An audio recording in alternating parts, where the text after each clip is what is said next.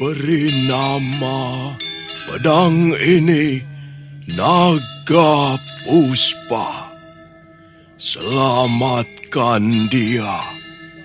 Jangan sampai jatuh ke tangan pendekar berwatak jahat.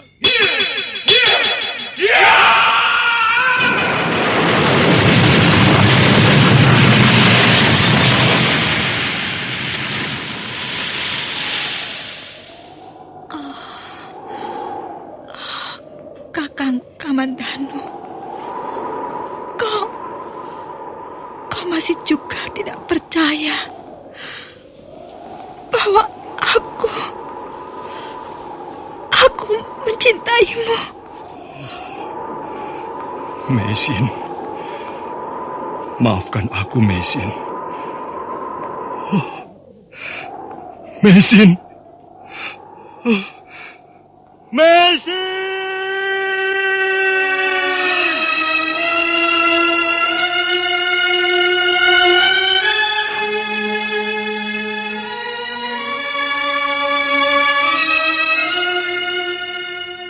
Tutur Tinular.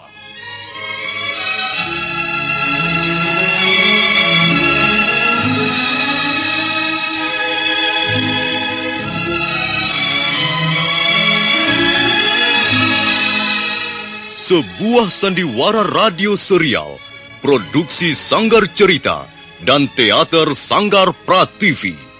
Sebuah kisah dengan latar belakang sejarah runtuhnya Singasari dan berdirinya Kerajaan Majapahit.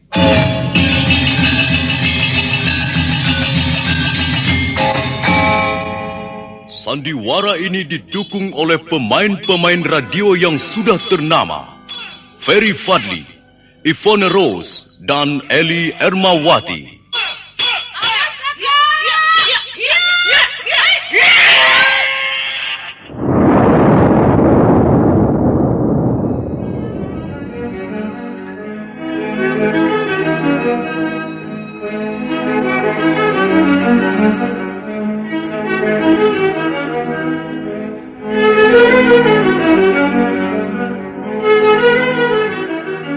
Cerita ini ditulis dan disusun oleh S. Tijab.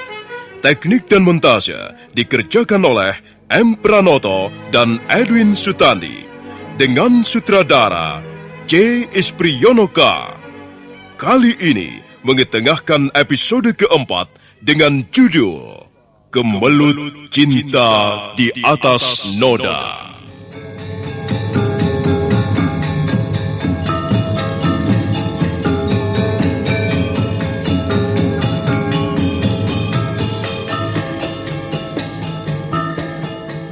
Dalam seri ke-101 ini, didukung oleh para pemain, Ferry Fadli sebagai Arya Kamandanu, Eli Panca sebagai Nyi Rongkot, M. Abud sebagai Arya Dwi Pangga, Eli Ermawati sebagai Meisin, Beni sebagai Guntir, Nusri Nurdin sebagai Luru, Hari Akik sebagai Empu Hanggareksa, dan Asdi Suhastra pembawa cerita. Selamat menikmati.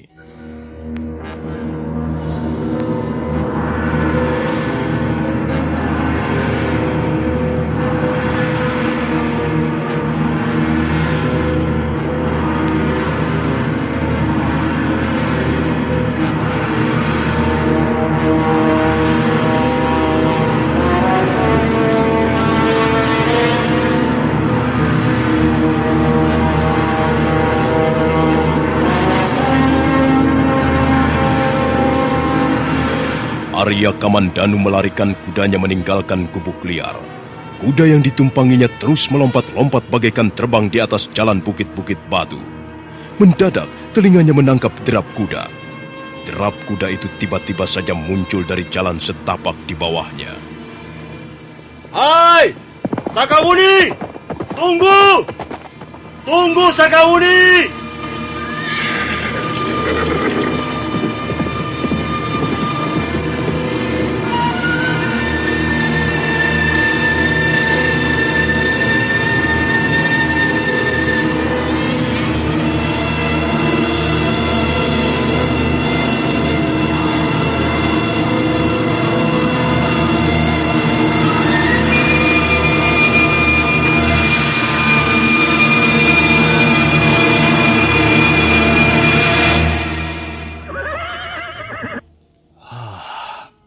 gadis urakan itu sudah kabur lagi. Nampaknya dia sudah biasa sekali berkuda di sekitar tempat ini. Biar saja dia pergi. Biar dia pergi bersama dendamnya pada orang-orang Singasari. Aku harus kembali ke Kurawan. Hea, hea!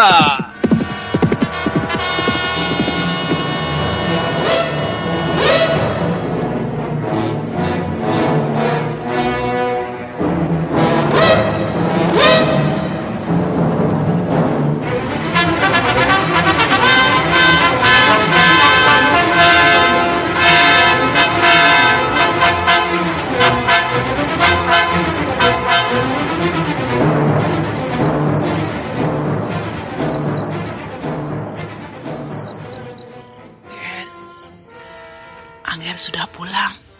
Ya, Birongkot. Angger kelihatan sangat lesu. Tentu Angger baru saja berkuda dari tempat yang jauh. Ya, Bi. Aku lelah. Oh ya, di mana ayahanda, Bi? Sudah 3 malam ini, Gusti Hanggareksa duduk di ruangan penyimpanan pusaka setiap malam. Beliau menunggu Angger Kamandanu. Kalau begitu, aku akan menemui beliau. Iya, Angger. Kasihan ayahanda. Sudah lama menunggu Angger. Barangkali ada sesuatu yang hendak beliau katakan. Tapi Bibi merasa lega, Angger. Karena agaknya kesehatan beliau sudah semakin baik. Baiklah, Bi. Tolong tutup pintu serambi depan. Aku akan ke ruang penyimpanan senjata.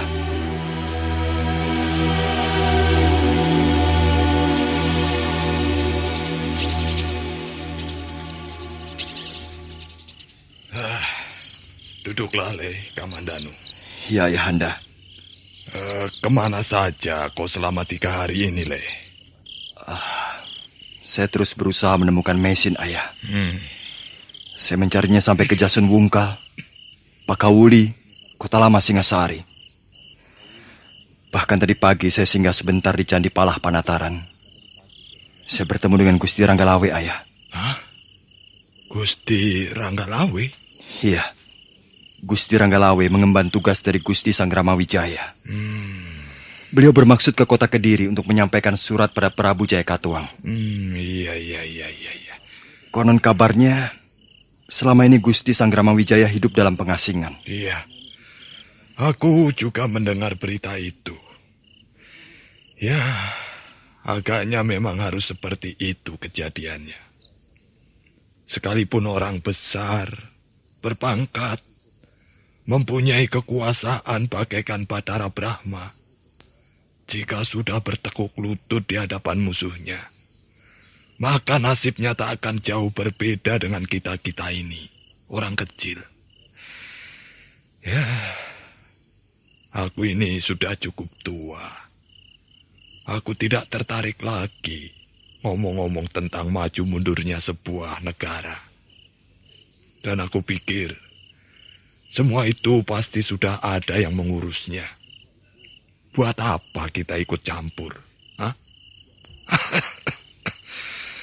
Aku pernah mempunyai pengalaman pahit soal itu.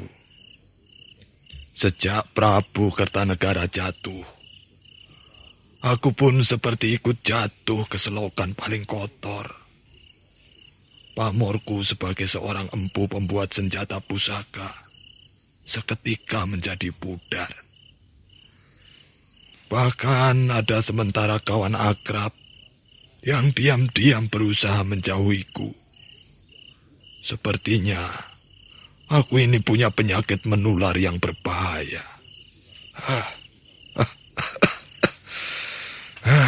Sudah. Aku akan ngomong soal lain denganmu, Kamandanu. Soal apa, ayah? Soal perkawinan. Cepat atau lambat, akhirnya kau pasti akan mengawini seorang wanita, Le. Iya, ayah.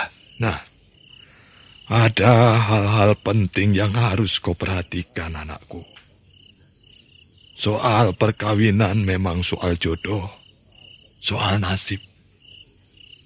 Tapi ada juga yang bisa kita bicarakan, kita rencanakan, kita kaji, ataupun kita uji. Ada 8 macam perkawinan yang kita kenal selama ini, yang tercantum dalam kitab Artasastra dan Undang-Undang Kutara Manawa. Pertama, adalah perkawinan paling mulia yang dinamakan perkawinan Brahma. Perkawinan Brahma adalah perkawinan di mana warna atau kasta pihak laki-laki sama dengan pihak perempuan dan dilakukan menurut upacara agama atau kepercayaan. Yang kedua, perkawinan Daiwa, di mana orang tua mengawinkan anaknya dengan pendeta sebagai upah upacara. Ketiga, perkawinan Arsa, di mana tukon atau mas kawin berupa sapi atau kerbau.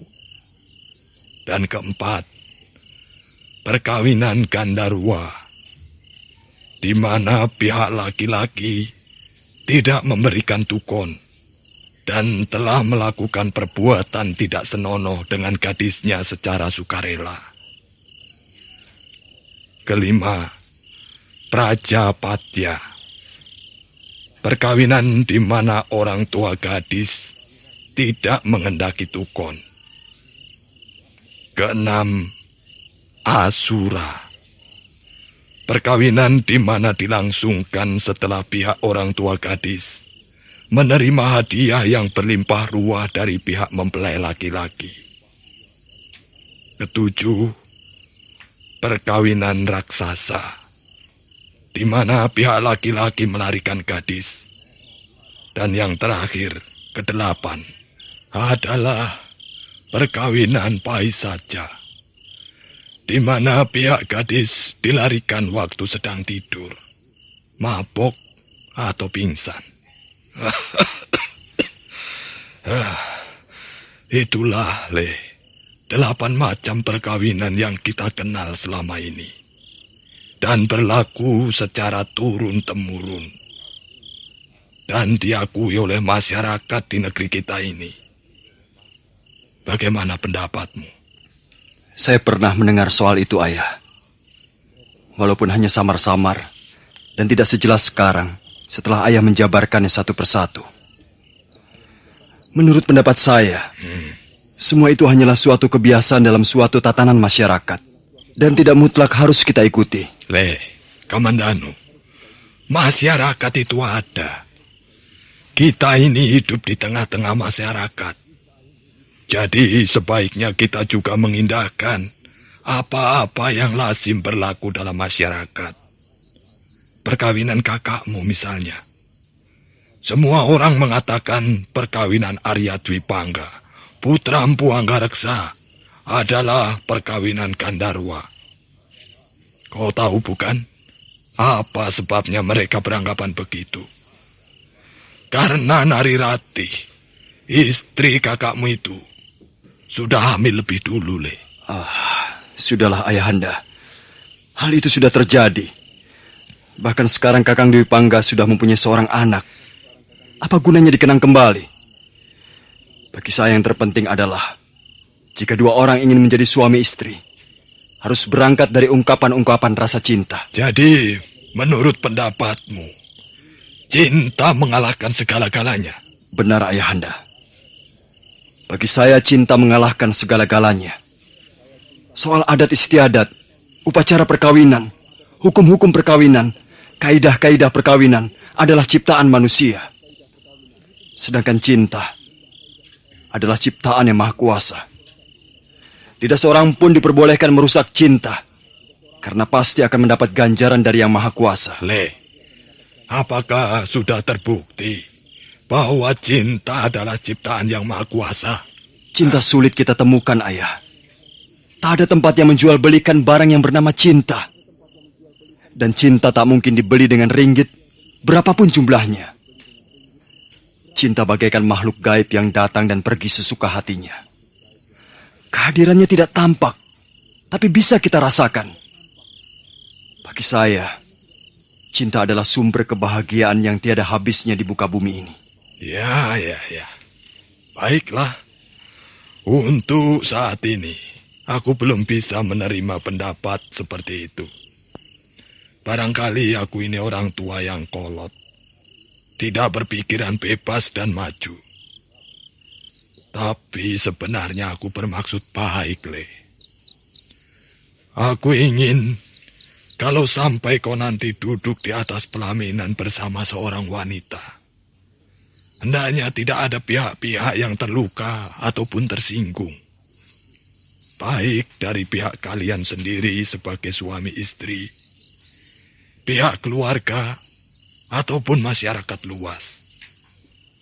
Semua orang tahu kita ini tergolong kasta waisya.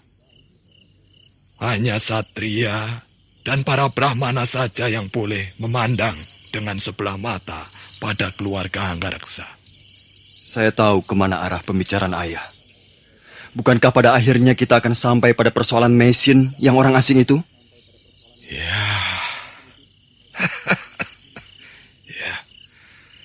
Itulah yang masih menjadi pemikiranku hingga saat sekarang ini. Meisin wanita asing. Dengan begitu dia berada di luar kasta. Dan sebagai wanita asing, dia itu termasuk golongan mereka. Sama seperti kaum pedang di pesisir Tuban, Barmi, Pabayeman, dan desa-desa lain di pesisir pantai Pulau Japa ini. Kamandanu, kalau sampai kau mengawini wanita itu, derajatmu akan turun jauh sekali. Martabatmu akan melorot ke tingkat yang dimiliki istrimu itu nanti. Apakah kau sudah berpikir masa-masa tentang hal ini, anakku? Sudah, ayah. Saya sudah memikirkannya masak-masak. Kalau begitu ya sudah. Aku tidak bisa berkata apa-apa lagi. Ayah, bagi saya tidak sepantasnya seorang manusia memandang rendah pada manusia yang lain, pada sesamanya. Semua manusia diciptakan sama. Barangkali hanya nasib yang membuat mereka berbeda.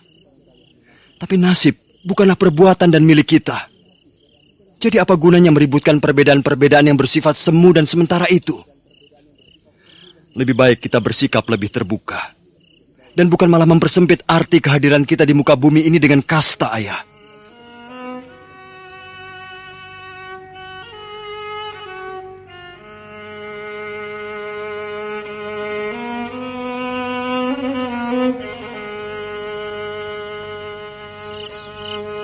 Malam itu, Arya Kamandanu merasa sangat lelah. Hatinya gelisah, dan pikirannya tak mau dibawa diam. Terus berputar-putar, berkelana ke alam khayali. Dia ingat Meisin, dan setiap mengenang wanita itu, hatinya terasa kosong. Meisin, kemana dia pergi? Dan apa yang dialaminya di tengah jalan? Apakah dia masih di sekitar Kurawan? Atau sudah berada di tempat yang sangat jauh dari sini?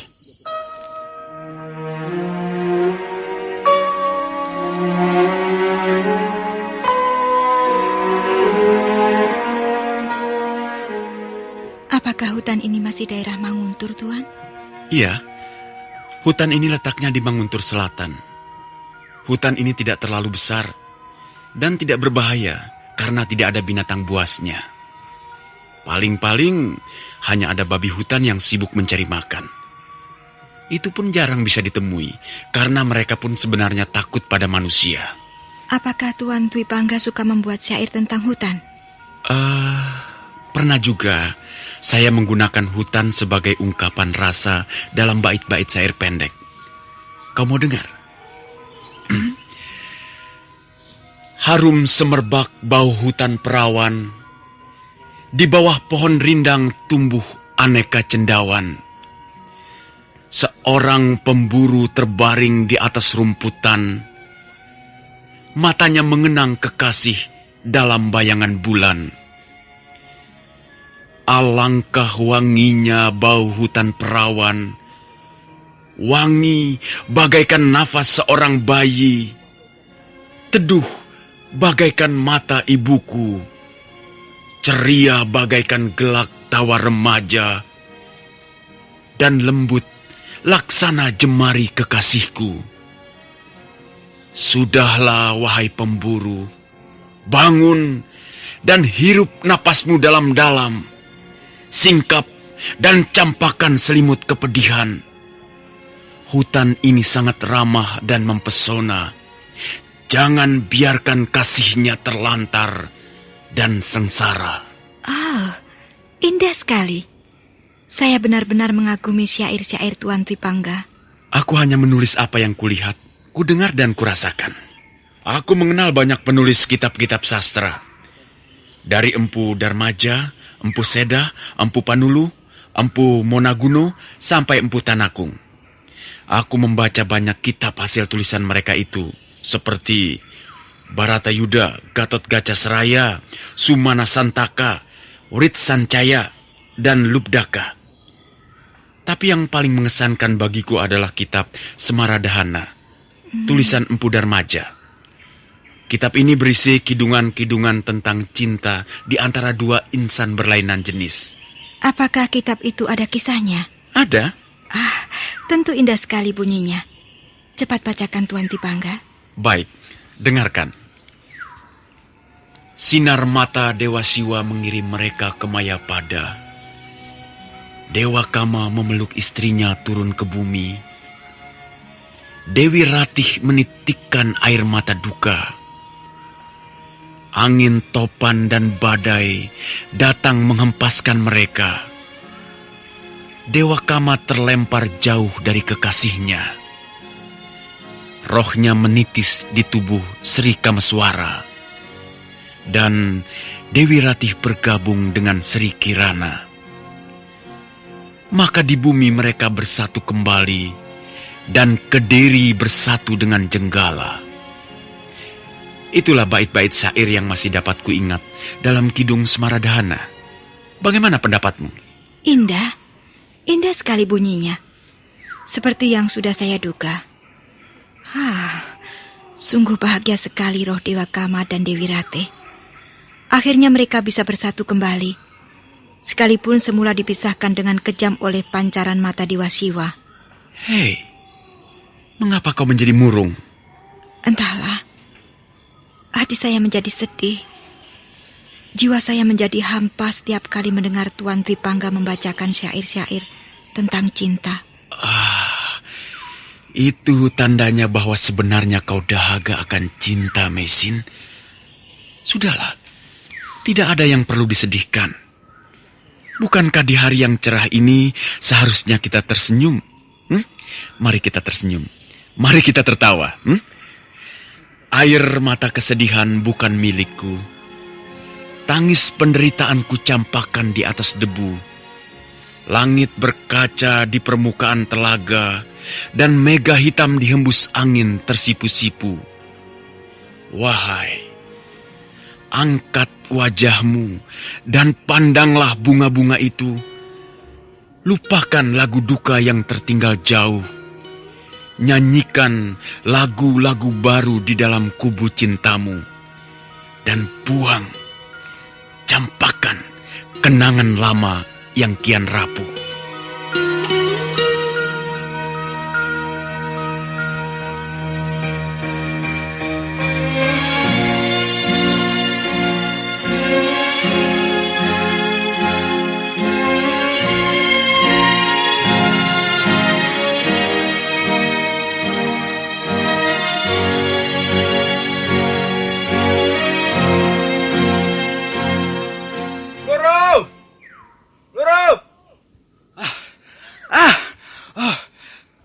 Di sini rupanya, Luruh.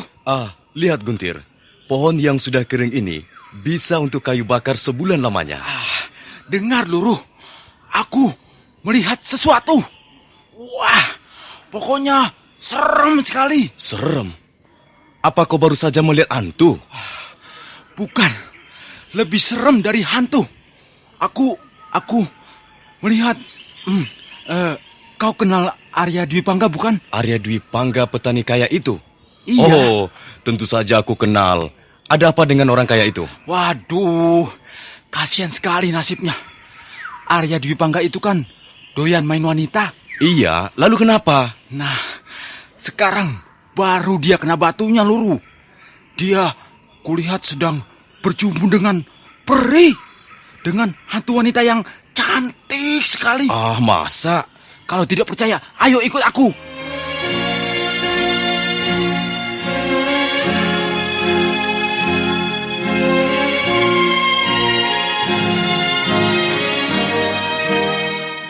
Guntir dan Luru, dua orang desa Manguntur yang tinggal di tepi hutan itu, bergegas melangkah meninggalkan sebuah pohon besar yang sudah tumbang. Mereka menyusuri jalanan tikus, dan tak lama kemudian mereka pun tiba di tempat yang dituju. Ayo cepat, Luru. Nanti keburu mereka pergi. Hati-hati Guntir, jangan sampai mereka mengetahui kehadiran kita.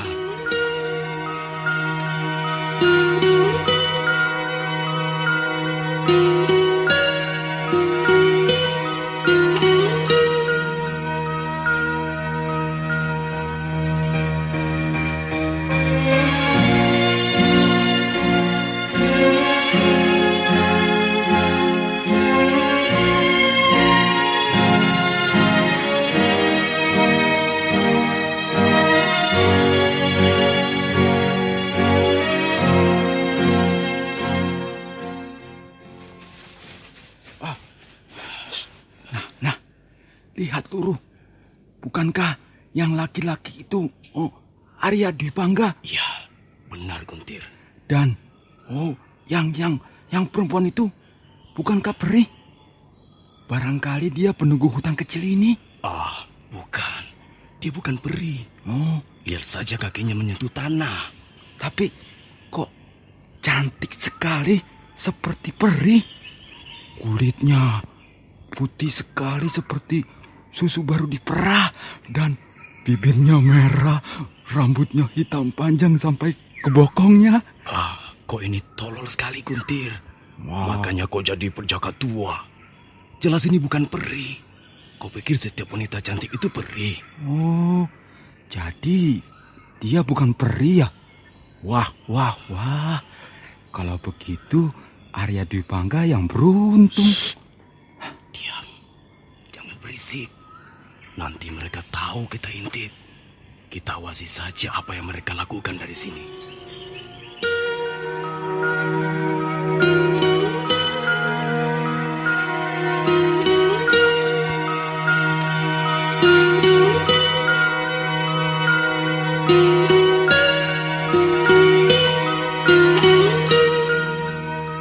Sudahlah, jangan bersedih Mesin.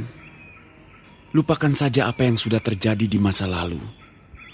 Dan tataplah masa depan dengan hati yang berani. Tuan Dwi Pangga, saya sama sekali tidak mempunyai keberanian untuk melihat kenyataan. Tidak ada manfaatnya tenggelam di kubangan masa lalu yang menyakitkan Mesin. Tuan, Apa Mesin? Kau ingin mengatakan sesuatu padaku? Katakanlah. tidak Tuan. Mengapa tidak? Ayo, katakanlah. Aku pasti akan membantu kesulitanmu jika memang aku mampu. Ayo, katakanlah. Jangan sungkan-sungkan. Apakah Tuan masih menyimpan ramuan obat-obatan itu? Kau menanyakan ramuan obat-obatan itu. Apakah ramuan itu pengaruhnya cukup baik untuk kesehatanmu? Apakah Tuan masih menyimpannya? Ramuan itu sangat keras. Aku masih menyimpannya dalam bentuk pelet. Kau tahu pelet? Tidak. Lihat. Kebetulan aku membawanya 1 butir. Ramuan ini sudah diaduk dengan bubur kental dan dicampur dengan madu murni. Orang tidak perlu meminumnya. Tinggal menelan seperti menelan sepotong gula kelapa. Tapi sebenarnya aku takut memberikannya padamu, Mesin. Ramuan ini sangat keras dan belum tentu cocok untukmu. Tapi sekarang saya membutuhkannya, Tuan. Saya sangat membutuhkannya. Bagaimana rasanya minum ramuan daun-daunan ini? Dapatkah kau menjelaskannya barang sedikit pengalamanmu? Mula-mula kepala saya agak pusing. Tapi kemudian rasa pusing itu lenyap. Lalu saya merasakan tubuh saya menjadi ringan seperti kapas. Seolah-olah saya bisa dibawa angin ke sana kemari. Dan saya juga merasakan kenyamanan yang luar biasa dalam hati saya. Saya menjadi lupa. Saya seperti sedang bermimpi. Saya menjadi tentram dan bahagia sekali. Beban berat yang selalu menghimpit saya siang malam sepertinya lenyap disapu angin kencang. Tapi apakah itu bukan berarti kau ingin menipu dirimu sendiri, Mesin? Tuan, kadangkala kita perlu menipu diri kita sendiri, sekedar mengurangi beban penderitaan. Kalau begitu baiklah, karena kau memaksa juga, aku akan memberikannya. Terimalah, dan selamat bermimpi. Terima kasih Tuan Dwi Pangga.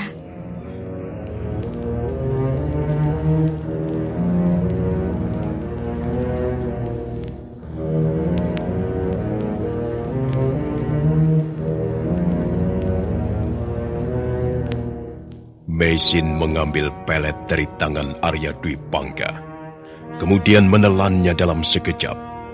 Dan tak lama kemudian, wanita itu meraba keningnya. Kepala saya mulai berat. Dan saya agak pusing. Kau bisa berbaring di atas rumput itu, Mesin. Mesin mengikuti apa yang disarankan Arya Dwi Pangga. Dia membaringkan tubuhnya di atas rumput, sementara matanya terpejam.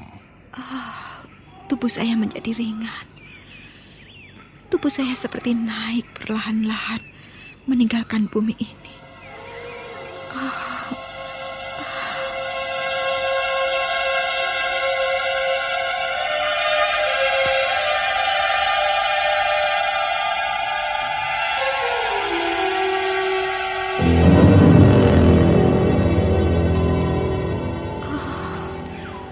Di mana kalau? Aku di sini. Aku duduk di dekat kakimu. Ternyata kau seorang suami yang sangat setia pada istrimu. Apa yang kau rasakan, Mesin sayang? Aku merasa sangat kesepian loh. Aku merasa kesepian dan kedinginan. Bukankah aku ada di dekatmu? Dingin sekali. Dingin sampai menyusup ke tulang sumsumku. Loh, kamu diam di situ loh. Apa yang kau inginkan, manis? Aku kedinginan. Aku butuh sesuatu yang hangat. Kemarilah. Dekaplah aku supaya hangat. Dinginnya bukan main loh. Kemarilah loh. Dekaplah aku. Peluklah aku. Dan jangan kau urai lagi. Peluklah aku. Dan siram hatiku dengan bara kehangatan.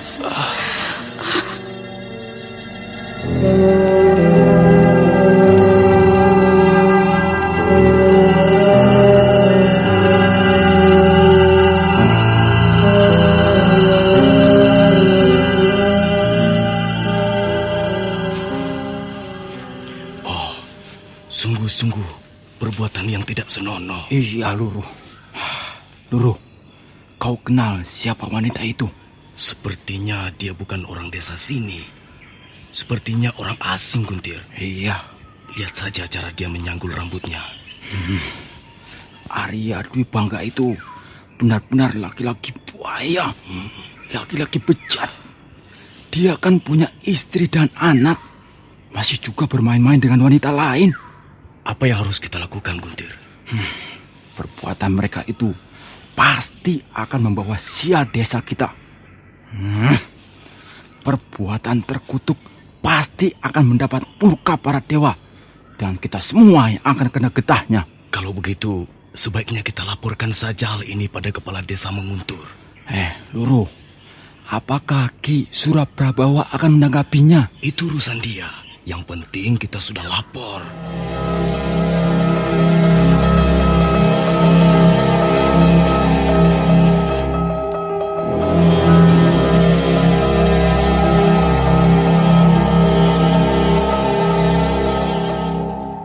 Guntir dan Luru bergegas meninggalkan tepi hutan menuju rumah Ki Suraprabawa, kepala desa Manguntur. Sementara itu, Meisin terbangun dari tidurnya yang lelap. Mengapa aku tidur di tempat ini?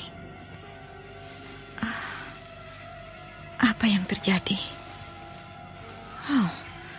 Pakaianku kusut. Juga rambutku acak-acakan. Apa yang telah terjadi atas diriku? Di mana Tuan Tripangga? Jangan-jangan diriku telah menjadi korban perbuatan yang tidak senonoh. Kurang ajar. Kalau sampai dia berani melakukannya, akan kubunuh dia. Akan kubunuh dia.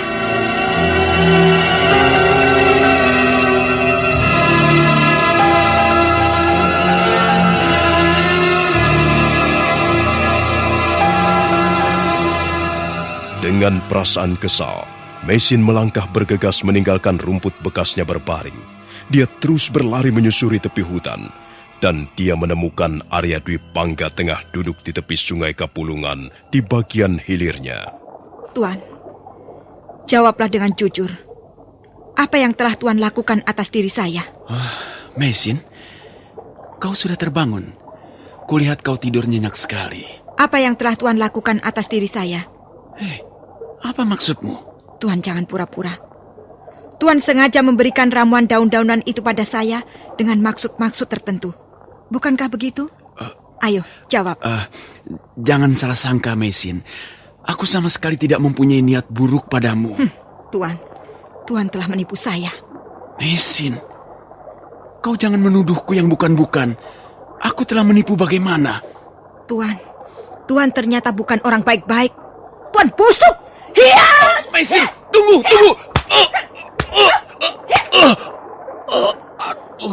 Aduh, mengapa kau memukulku, Meisin?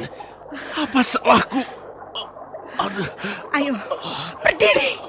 Berdiri kau manusia busuk! Berdiri dan akui perbuatanmu! Akui perbuatanmu! Tunggu, Meisin, tunggu! Sabar, Meisin. Aku harus membunuhmu, Arya Dwi Pangga. Aku harus membunuhmu! Kau akan mati di tanganku.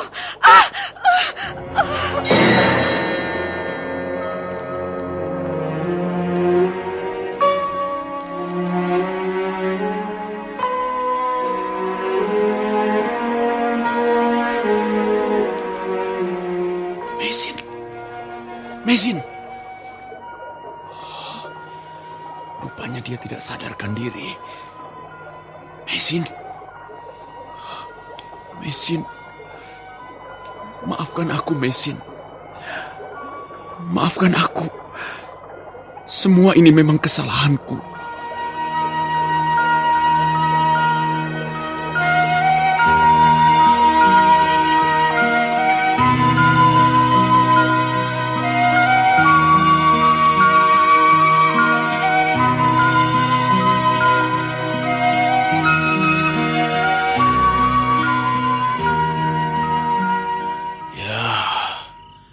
Semuanya sudah terjadi, Gusti.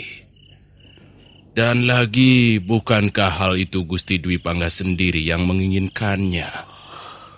Saya tidak bisa berbuat apa-apa. Entahlah, Pamungsu. Aku sendiri tidak tahu.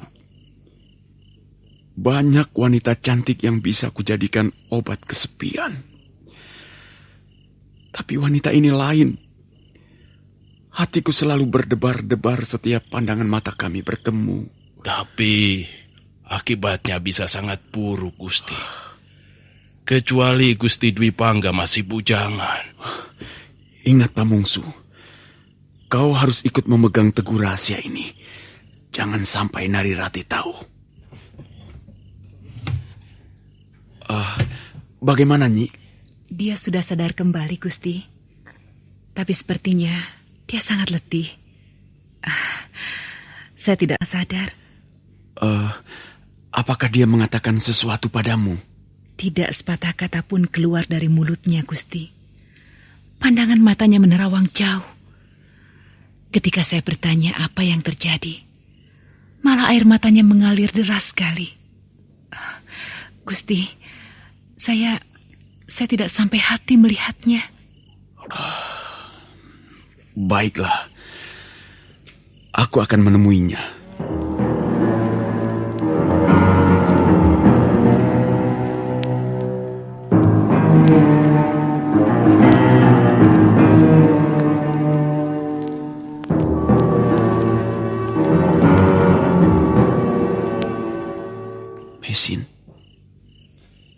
Mesin? Mau apa Tuan datang kemari? Mau memberikan ramuan daun-daunan itu lagi? Sungguh, aku tidak bermaksud buruk padamu, Mesin. Aku hanya ingin agar kau melupakan kesedihan-kesedihanmu. Aku ingin kau bahagia dan tidak murung setiap ingat suamimu. Aku bermaksud baik, bukan? Baik dan buruk, hanya Tuan sendiri yang tahu. Kau harus mau percaya padaku, Mesin. Ya, semula saya percaya. Tapi sekarang tidak. Tuan telah mengecewakan hati saya. Maafkan aku. Maafkan aku, Mesin. Jadi Tuan telah mengakui perbuatan Tuan di tepi hutan celaka itu. Mesin, aku mencintaimu, Mesin. Tuan Dwi Pangga, sekarang kedengarannya sangat janggal Tuan mengucapkan kata-kata cinta.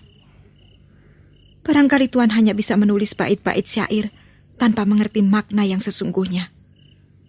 Tuan seorang penipu paling bodoh. Mesin, percayalah, aku bersungguh-sungguh.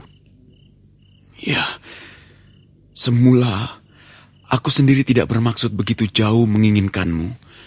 Semula aku hanya ingin, semacam permainan. Nafsu. Tuan telah menjadi budak nafsu yang paling hina. Memang, aku budak nafsu. Aku manusia paling kotor. Semula aku ingin menjeratmu. Tapi akhirnya, sekarang justru akulah yang masuk perangkap cintamu, Mesin. Kau lain dari wanita yang pernah ku kenal selama ini. Kau mempunyai sesuatu yang khas, yang istimewa. Entah apa namanya. Mungkin kelembutanmu, mungkin ketabahan dan keanggunanmu. Sudahlah Tuan Dwi Pangga. Hentikan rayuan-rayuan Tuan. Saya muak dan sedih mendengarnya. Saya tidak akan bisa mempercayai Tuan lagi. Tahukah Tuan, bahwa perbuatan Tuan sama saja dengan membunuh saya. Sekarang saya sudah tidak mempunyai apa-apa lagi. Tuhan telah merenggutnya dengan semena-mena. Tuhan telah menghancurkan hidup saya. Mesin, jangan berkata begitu. Kasihanilah aku. Aku tidak akan membiarkanmu terlantar dan menderita. Percayalah, aku berjanji akan bertanggung jawab atas perbuatanku. Tuan Dwi Pangga, pergilah segera dari ruangan ini. Aku berjanji, Mesin. Aku berjanji. Pergilah Tuan. Saya tidak membutuhkan Tuan lagi. Pergi!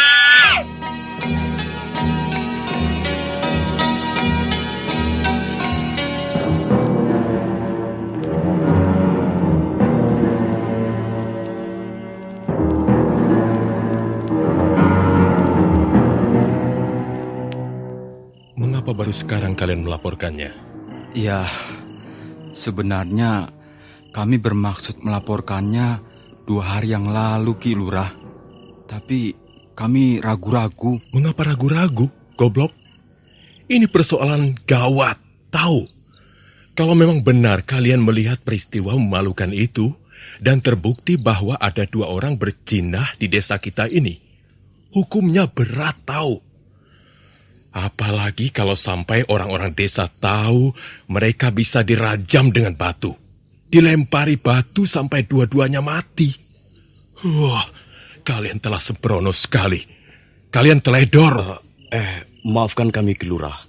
Kami takut melaporkannya pada Ki Lurah. Karena itu, kami baru sekarang menghadap Ki Lurah. Mengapa harus takut? Kalian hanya melaporkan kejadian yang sesungguhnya. Maka tidak perlu takut. Kalian bukan menfitnah orang, tahu. Kalau sampai perkara ini nanti buntutnya panjang, kalian hanya akan kusuruh berdiri sebagai saksi. Maaf, Ki Lurah. Barangkali Ki Lurah belum begitu jelas siapa pelaku peristiwa itu. Maksud saya, barangkali Ki Lurah akan mempunyai pertimbangan lain kalau tahu siapa pelakunya. Begitu, Ki Lurah. Ya benar, Ki Lurah. Siapa orang itu? Kalau wanitanya belum kami kenal, Ki Lurah. Nampaknya bukan wanita pribumi. Sepertinya orang asing. Tapi laki-lakinya kami kenal dengan baik. Dia adalah Arya Dwi Pangga, putra Mpu Anggareksa. Apa benar yang kau katakan itu, Luru? Benar, Ki Lurah. Memang benar, Ki Lurah. Kami tidak salah lihat. Memang Arya Dwi Pangga yang berbuat mesum dengan wanita tak dikenal itu, Ki Lurah. Tidak kusangka. Begitu buruk kelakuan Arya Dwi Pangga. Sudah punya istri, punya anak, masih juga melakukan hal-hal yang tidak senonoh itu. Tapi masalah ini menjadi rumit. Ya, karena Arya Dwi Pangga adalah anak sahabatku sendiri. Anak Kakang Hanggareksa.